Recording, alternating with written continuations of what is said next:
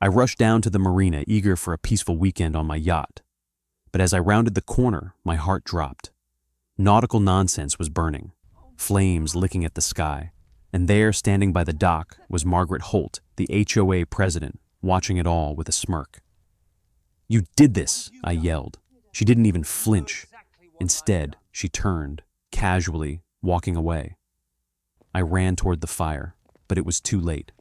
The damage was done. But here's the twist. This wasn't the first time she'd gone too far. Margaret Holt had been the HOA president for as long as I could remember. On the surface, she was the picture of civility, always impeccably dressed, her voice smooth as silk. But behind that polished exterior, a woman who believed the rules didn't apply to her, only to everyone else. She ruled the marina with an iron fist, enforcing even the most trivial regulations and making everyone's life a nightmare if they didn't toe the line. It started with the small stuff. My dock was too close to the neighboring one. My boat had to be repainted because the color didn't fit the aesthetic. But as time passed, she started to take things further, threatening fines, sending letters. Then came the demands I had to move my yacht, she said, because it spoiled the view. When I refused, she didn't back down. That's when the harassment escalated, and it was clear she wasn't going to stop until I gave in. But she underestimated one thing: who I was. I wasn't just another homeowner trying to avoid confrontation. I was a police officer, someone trained to spot lies, to investigate, and to take down people like her. Margaret had no idea that every action she took, every threat she made, would be met with a response far beyond what she ever expected. She thought she had all the power, but she was wrong. I moved to the marina a few years ago, drawn by its quiet charm and the promise of peace. My job as a police officer, while rewarding, had taken its toll: stress, long hours, and the constant grind of city life.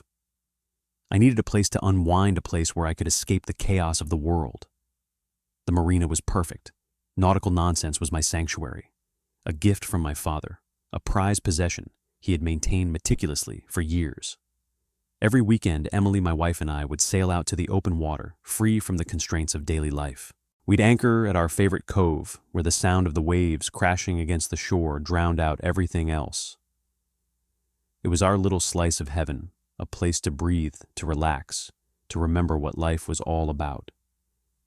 But the first hint that something wasn't right came not long after we docked our yacht. The HOA started sending letters, minor complaints, like the fact that my boat had been in the same slip for a couple of weeks too long, or that the paint on the deck had started to chip.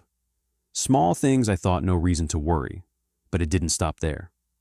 The letters grew more frequent, the fines more ridiculous. The HOA demanded that I move my yacht because, according to them, it was too large and blocked the view of other residents. At first, I tried to reason with Margaret, explaining that my yacht had been docked there for years without issue. But she didn't listen.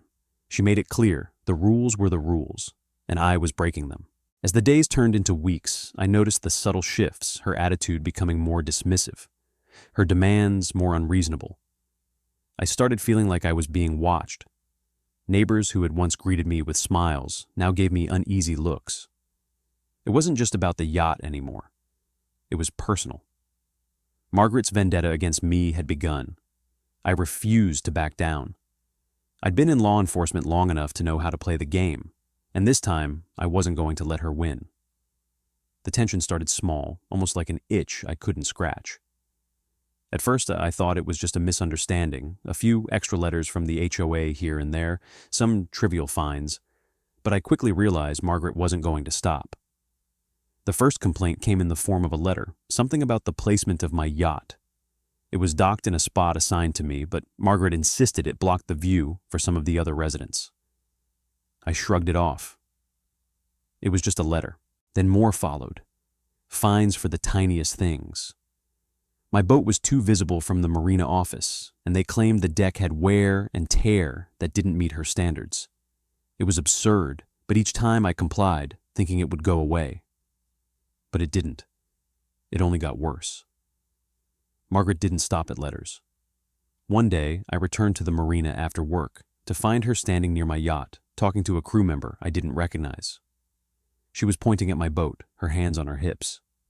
When I walked over, she gave me that smile, a cold, almost predatory grin, and told me that my yacht had to be moved by the end of the week. She didn't explain why.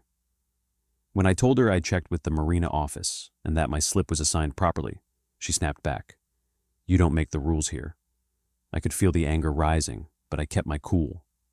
I told her I wasn't moving the yacht, at least not without a legitimate reason. Margaret's face tightened for a second, then she turned and walked off, muttering something under her breath. But that was the first sign it wasn't just about the rules anymore. She wanted control. The next day, I found a large envelope taped to my yacht's railing. It was a formal notice from the HOA stating that I was in violation of marina aesthetic standards and that I would be fined for not moving my boat within 48 hours. I was furious. I grabbed the letter prepared to march into the office and demand an explanation. But as I approached the dock, I noticed something off. My yacht's cabin door was slightly ajar. I froze. As I approached, I could see that something had been tampered with. The hatch cover was off, and the interior had been ransacked. Nothing appeared to be missing, but someone had clearly been inside. A sickening feeling crept over me. I immediately checked the anchor and noticed something even more alarming. There were fresh, deep gouges along the rope. Someone had deliberately damaged it. I had no doubt it was Margaret or someone working for her. The feeling of being targeted was no longer just paranoia. It was real. I filed a report with the marina management and the police. At first they seemed uninterested. After all, it was just some minor damage to the yacht. But things escalated quickly. A few days later, the marina staff told me that Margaret had made a false claim to the police, saying I was causing a disturbance. Her accusation that I was harassing the residents, and she even went as far as to say that I was intimidating her. I couldn't believe it. This was her retaliation for me not backing down. She was twisting the story, painting me as the villain in a community I'd tried to be a part of.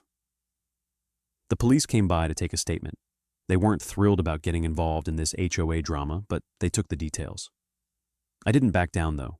I told them about the damage to my yacht, how I'd found the door ajar and the anchor tampered with. As I talked to them, I began to feel a sense of resolve. If the HOA president wanted to make this personal, then it was time to step up. I wasn't going to let her get away with this. Not when the evidence was staring me in the face. The real turning point came on a night I'll never forget. I was working late, and when I returned to the marina, I noticed something wasn't right.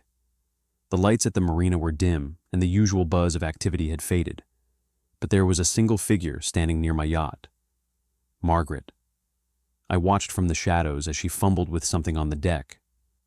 My heart raced as I quietly crept closer. I had no idea what she was doing, but then I saw a knife. She was holding it, her fingers wrapped around the blade, and she was cutting the rope. She was trying to sabotage the yacht.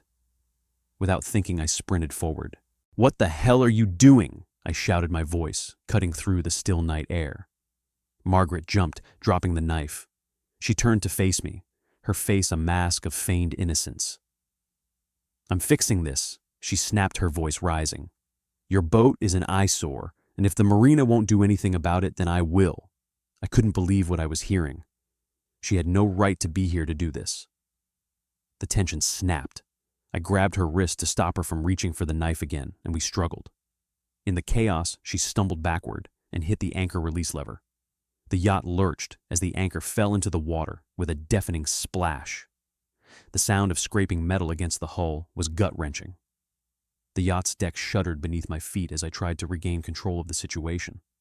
But the damage was already done. The sound of the anchor crashing into the water still echoed in my ears as I pulled Margaret back from the rope. She was still trying to free the knife from the deck, her face a twisted mix of rage and desperation. But I wasn't about to let her get away with this. "What the hell is wrong with you?" I yelled, my grip tightening on her wrist. "You don't get it," Margaret spat, her eyes wild.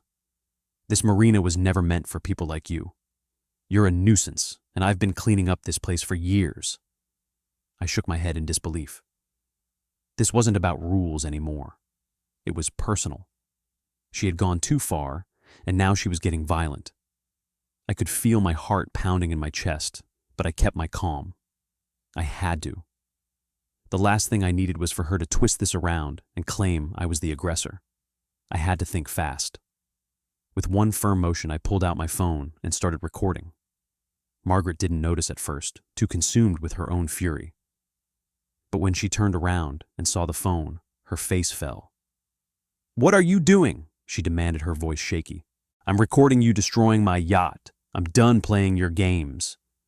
I held the phone up higher, capturing her every move. Her eyes darted around the dock, looking for an escape. But there was nowhere to run now. Suddenly, there was a flash of lights in the distance. I could hear the whirring of a police siren growing louder. Margaret froze, her expression changing from defiance to panic. She looked at me like I was the one who had just pulled the rug out from under her. She had been in control for so long until now. "Please, you don't understand," she pleaded. "I was just trying to help. You know, I cut her off. You were destroying my property, and now you're going to answer for it." Before she could say another word, 2 police cars screeched to a halt by the marina. Officers jumped out and quickly assessed the situation. I didn't need to say much. My video evidence spoke for itself. I handed my phone over to one of the officers, who watched it in silence. As the footage played, Margaret's face turned a deeper shade of red. "What the hell is this?" one of the officers muttered, glancing between Margaret and me. Margaret tried to play it off. "This is a misunderstanding. I didn't do anything. They're the ones." But the officer wasn't having it. "Ma'am," he said, his voice steely, "based on the evidence, I'm placing you under arrest for vandalism and destruction of property. You're not above the law." Margaret's defiant facade crumbled. Her hands shook as she realized she wasn't going to escape this time. "You can't do this," she screeched. "I'm the HOA president. I have connections. You can't just save it." The officer cut her off, his expression hardening. "You're coming with us." As they cuffed her and began to lead her away, I felt a small sense of satisfaction, though I didn't let it show. The damage was done, and there was still the matter of fixing Nautical Nonsense, but the relief of seeing her finally get what she deserved was undeniable. She had crossed the line, and now it was her turn to face the consequences. The other officers turned to me as they led her to the patrol car. "We'll need you to come down to the station and file your report," one of them said. "I'm happy to cooperate," I replied, but my eyes were on Margaret, now slumped in the back of the squad car, her defiance shattered. As the car pulled away, I took a deep breath and glanced at my yacht. It had been a hell of a night, but at least this chapter was closed. Now I had to make sure the community knew exactly what kind of person they had been dealing with and what happens when you mess with the wrong guy. The next few days were a whirlwind. Margaret was arrested, charged with arson vandalism, and trespassing, her once untouchable reputation shattered in front of the entire marina. The community, which had once cowered under her rule, finally started to breathe easy again. People came forward with stories of her manipulative behavior, of the way she'd used her position to bully anyone who didn't conform to her vision of how the marina should be run. The truth was out, and it was like a weight had been lifted from the entire place. I spent the next few days working with the police to provide statements and help with the investigation. While the legal process took its course, the community began to heal. Neighbors who had been too afraid to speak out against Margaret's reign now came to me with gratitude. "I never thought I'd see the day," said Tom, an older gentleman who had docked his boat at the marina for years. "She made my life miserable, but we all just took it. It feels good knowing she's not above the law." That sense of relief, that deep exhale of tension, was contagious. Even Emily, who had been so worried during the whole ordeal, could finally let out a breath of her own. We spent our evenings walking along the pier, the air still the marina, peaceful once again. People waved at us now, not with nervous smiles, but with genuine warmth. It felt like we were finally home. The following week, Margaret's trial began. It was an open and shut case. The video I recorded of her attempting to sabotage my yacht was more than enough to secure her conviction. But there was more. The police uncovered years of financial misconduct tied to the HOA. She had been embezzling funds for personal gain, and it seemed she had a hand in a number of other shady dealings. The judge's verdict was swift. Margaret was sentenced to several years of probation-heavy fines and was banned from ever holding another HOA position. She was forced to pay restitution for the damages caused to my yacht and to others affected by her reign. As the judge read the ruling, I saw the flash of anger in her eyes. But there was no longer any power behind that anger. She had lost everything.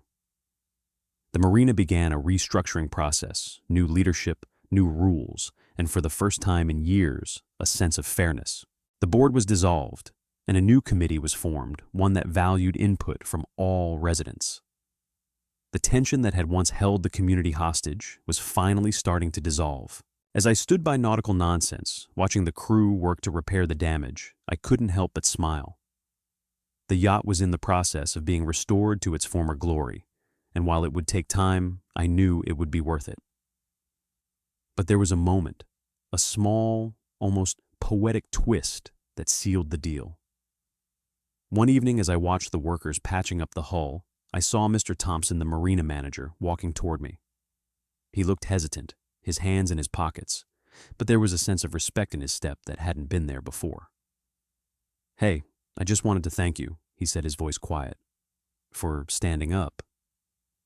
We've all been under Margaret's thumb for so long. I think we forgot what it felt like to stand tall." I nodded, the weight of his words sinking in. "I didn't do it for anyone but myself," I replied. "But it feels good, knowing I wasn't alone." He smiled, a genuine relieved smile. "Well, you're not anymore. We're all in this together now." As the last of the repairs were finished, the marina threw a celebration. A community BBQ, a chance for everyone to come together and mark the beginning of a new chapter. Emily and I stood near the grill, our hands wrapped around cold drinks, talking to friends and neighbors. People who had once avoided eye contact with me now smiled, clapped me on the back, and shared stories. The atmosphere was light, filled with laughter and good food. And then as the sun dipped below the horizon, the marina's lights flickered on, casting a warm glow over the water. The peaceful marina that I had come to love was finally back to what it should have been all along. As we sailed out for our first trip after everything settled, I felt a sense of closure. The storm was over, the wreckage of Margaret's rule left in the past. The open water stretched out before us, calm and vast, a symbol of the freedom we had regained. "Here's to new beginnings," Emily said, softly, her hand slipping into mine as we steered Nautical Nonsense into the open sea. To leaving the stormy tides behind, I added, squeezing her hand gently. And just like that, the marina, our community, and our lives had returned to the peaceful state they were always meant to have. We had weathered the storm, and now it was time for calmer waters.